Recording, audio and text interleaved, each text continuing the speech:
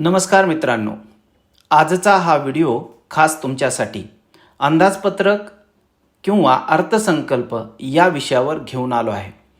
आजच्या या व्हिडिओमध्ये आज आपण अर्थसंकल्प म्हणजे काय, दरवर्षी तो संसदेत का मांडला जातो, संपूर्ण अर्थसंकल्पामध्ये कोणती कागदपत्रे असतात, शासनाला कोणत्या मार्गाने उत्पन्न मिळते, तसेच शासनाचा प्रस्तावित खर्च कोणत्या घटकांवर असतो आणि अंतरिम अंदाजपत्रक म्हणजे काय इत्यादी मुद्द्यांची माहिती आपण जाणून घेणार आहोत. मित्रहो, अर्थसंकल्प म्हणजे समजण्यास फार किचकट व अवघड गोष्ट आहे असे आपणास नेहमीच वाटते.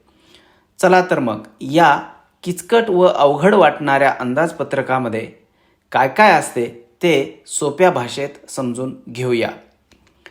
मित्रहो, शासनाने अर्थविषयक केलेला संकल्प म्हणजे अर्थसंकल्प होय असा साधा व सोपा अर्थ आपणास सांगता येईल.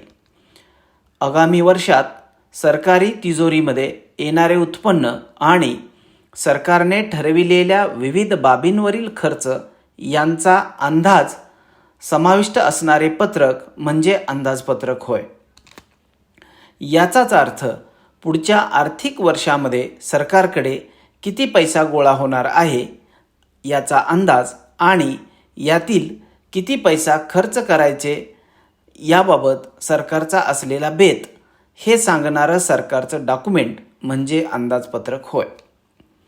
मित्रहो, अंदाजपत्रकाकडे शासनाच्या राजकोषीय धोरणाच्या अंमलबजावणीतील एक टप्पा म्हणूनही पाहिली जाते.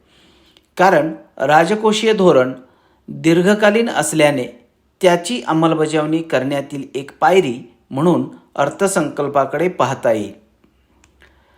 सामान्य नागरिकांच्या दृष्टीने अर्थसंकल्पाचा विचार करता विविध कर, करांचा पाया, करांच्या दराची संरचना, सार्वजनिक खर्चाच्या विविध बाबींचा उल्लेख अर्थसंकल्पामध्ये असतो.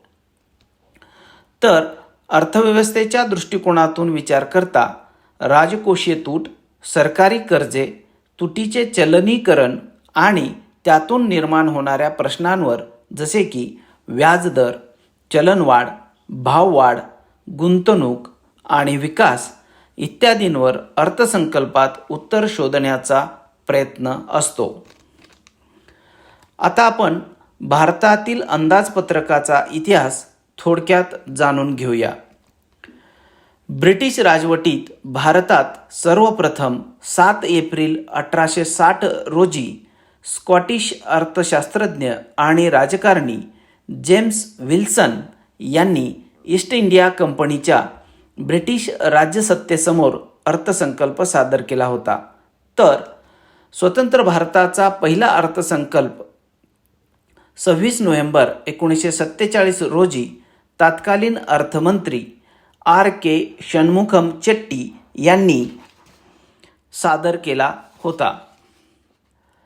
मित्रांनो, ब्रिटिशांच्या काळापासून दरवर्षी 28 फेब्रुवारीला देशाचं बजेट सादर केलं जात असे. तर त्याच्या आदल्या दिवशी म्हणजेच 27 फेब्रुवारीला रेल्वे मंत्री रेल्वेचं बजेट स्वतंत्रपणे सादर करत असत. परंतु सन 2017 पासून ही प्रथा बंद होऊन देशाचं अंदाजपत्रक 1 फेब्रुवारीला सादर केलं जाऊ लागलं. तसेच रेल्वे अर्थसंकल्प स्वतंत्रपणे सादर न करता त्याचाही समावेश याच अंदाजपत्रकात केला जात आहे. आता आपण भारतात दरवर्षी संसदेत अर्थसंकल्प का मांडला जातो ते पाहूया. मित्रो, भारतात लोकशाही असल्याने जनतेने निवडून दिलेले लोकप्रतिनिधी संसदेमध्ये असतात. तर संसदेच्या माध्यमातून शासन काम करत असते. त्यामुळे शासनाने गोळा केलेला कर, उभारलेली कर्जे व केलेला खर्च याचा तपशील जनतेला देणे आवश्यक असते. याशिवाय आगामी वर्षात कोणते कर लावायचे, कुठून कर्जे उभारायची व कोणत्या घटकांवरती खर्च करायचा यासाठी संसदेची परवानगी घ्यावी लागते. यासाठीच भारताच्या राज्यघटनेत कलम 112 नुसार प्रतिवर्षी केंद्र शासनाने वार्षिक वित्तीय विवरणपत्र संसदेत मांडणे आवश्यक केले आहे. या वित्तीय पत्रात सरकारला कोणत्या मार्गाने किती उत्पन्न मिळणार आहे व ते कोणत्या कारणासाठी किती प्रमाणात खर्च केले जाणार आहे याचे विवरण असते. संसदेत सादर होणाऱ्या अर्थसंकल्पात कोणती कागदपत्रे असतात हेही आपण आता समजून घेऊया. अर्थमंत्र्यांचे संसदेतील अर्थसंकल्पावरील भाषण 2 भागात विभागलेले असते. भाग अ मध्ये अर्थव्यवस्थेची सद्यस्थिती, शासनाचा दृष्टिकोन व अर्थसंकल्पातील रचना कौशल्य यांचा थोडक्यात आढावा असतो. म्हणजेच देशाचा सध्या GDP किती आहे, या वर्षात सरकारकडे किती महसूल गोळा होण्याचा अंदाज आहे आणि येणाऱ्या आर्थिक वर्षात वेगवेगळ्या क्षेत्रातील योजनांसाठीच्या तरतुदी ही या ठिकाणी असतात. तसेच कृषी, संरक्षण, आरोग्य व शिक्षण या पायाभूत सेवा शिवाय लघु आणि मध्यम उद्योग, बँकिंग व वित्त, स्टार्टअप, कॅपिटल मार्केट या सगळ्या नवीन योजना अर्थमंत्री पहिल्या भागामध्ये जाहीर करतात. शिवाय चालू वर्षातील निर्गुंतवणुकीचं उद्दिष्ट काय आहे, वित्तीय तूट किती असेल याचा अंदाज देखील या पहिल्या भागामध्ये सांगितला जातो. तर भाग ब मध्ये म्हणजेच दुसऱ्या भागामध्ये प्रत्यक्ष व अप्रत्यक्ष कराच्या कायद्यातील बदलांचे प्रस्ताव समाविष्ट केलेले असतात. यामध्ये इन्कम टॅक्स स्लॅबमधील बदल, corporate tax, capital gain tax, custom व एक्साईज ड्युटी या सगळ्याबद्दलच्या घोषणा या भागामध्ये केल्या जातात. परंतु यामध्ये GSTचा समावेश असत नाही, कारण GST कौन्सिल GST बाबत स्वतंत्रपणे निर्णय घेत असते. तथापि हे भाषण म्हणजेच अर्थसंकल्प असा काहींचा गैरसमज असतो, परंतु तसे नाही. अर्थसंकल्प भाषणाचा भाग 2 नंतर एक परिशिष्ट असते. त्यामध्ये सरकारच्या अतिरिक्त अंदाजपत्रकीय संसाधनाची माहिती असते. याशिवाय इतर डॉक्युमेंट्स सुद्धा यासोबत सादर केली जातात. अर्थसंकल्पावरील अर्थमंत्र्यांच्या भाषणात सगळ्या बाबींचा उल्लेख केला जात नाही, परंतु अर्थसंकल्प जेव्हा प्रसिद्ध होतो तेव्हा मात्र त्यामध्ये या सगळ्या गोष्टी असतात.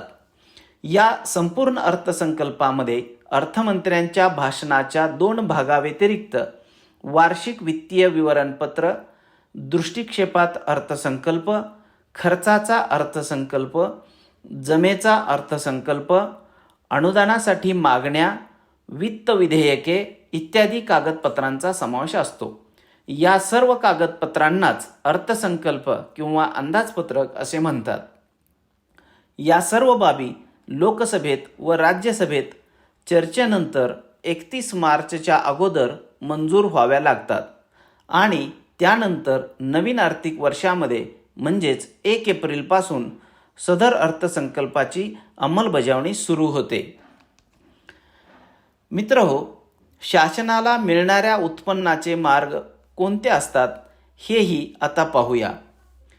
शासनाला प्रामुख्याने 2 मार्गाने उत्पन्न मिळते. एक म्हणजे करापासून मिळणारे उत्पन्न व दुसरे करेत्तर मार्गाने मिळणारे उत्पन्न. आता करापासून मिळणाऱ्या उत्पन्नाचे प्रत्यक्ष कर व अप्रत्यक्ष कर असे 2 प्रकार असतात.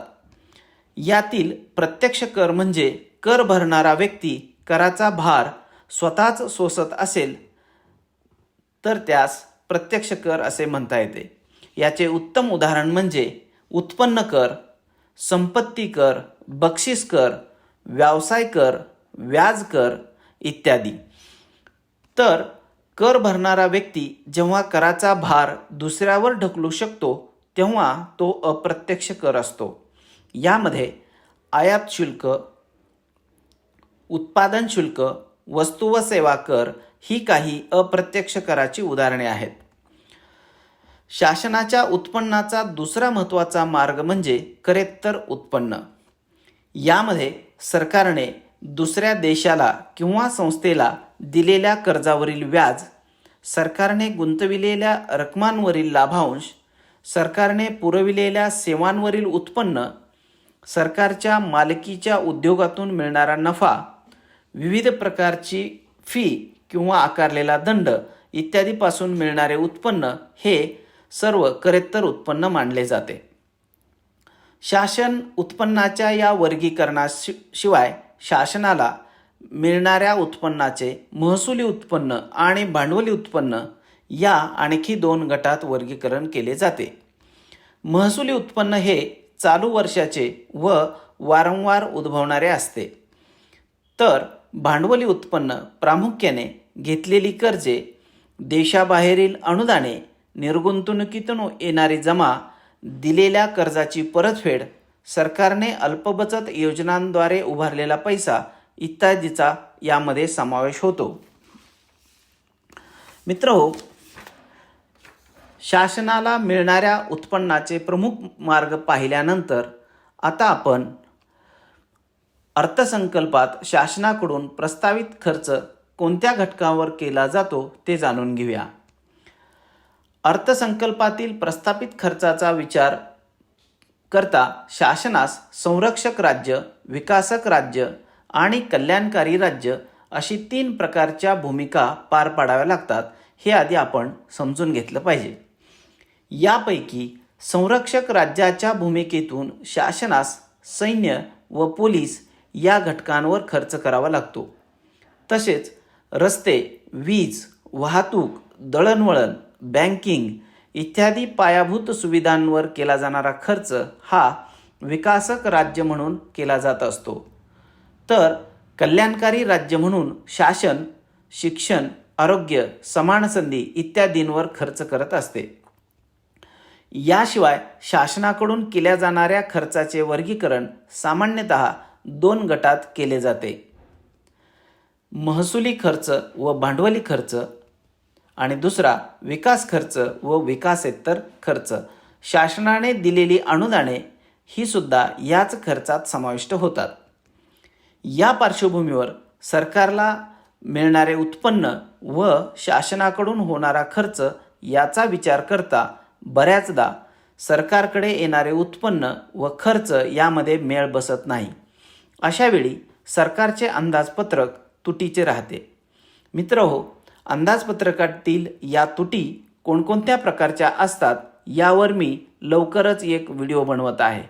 त्यावेळी या विषयावर सविस्तर स्पष्टीकरण देता येईल. मित्रहो, यानंतर अंदाजपत्रकासंदर्भातील एक महत्त्वाची संकल्पना आता आपण पाहूया. ती संकल्पना म्हणजे अंतरिम अर्थसंकल्प किंवा अंतरिम अंदाजपत्रक होय.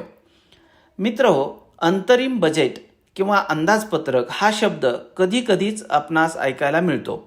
सर्वसाधारणपणे अर्थसंकल्प हा 1 एप्रिल ते 31 मार्च या पूर्ण आर्थिक वर्षासाठी सादर केला जातो. तथापि सार्वत्रिक निवडणुकीच्या पार्श्वभूमीवर अर्थसंकल्प पुढच्या फक्त काही महिन्यांकरता सादर केला जात असेल तर त्यास अंतरिम अर्थसंकल्प असे म्हणतात. त्यानंतर सत्तेत येणारे नवीन सरकार पुढील वर्षभरासाठीचा अर्थसंकल्प पुन्हा सादर करते. मित्रहो, आजच्या व्हिडिओमध्ये इतकंच. कृपया आपण आमच्या अर्थवाणी या यूट्यूब चॅनलला अजूनही सबस्क्राईब केलेलं नसेल तर नक्की सबस्क्राईब करा व हा व्हिडिओ आपणास कसा वाटला हे कॉमेंट बॉक्समध्ये सांगायला विसरू नका. तसेच हा व्हिडिओ आवडला असेल तर नक्की लाईक करून शेअर करायलाही विसरू नका. चला तर मग पुन्हा भेटूया एका नवीन व्हिडिओच्या माध्यमातून. तोपर्यंत स्वतःची काळजी घ्या, काळजी करू नका.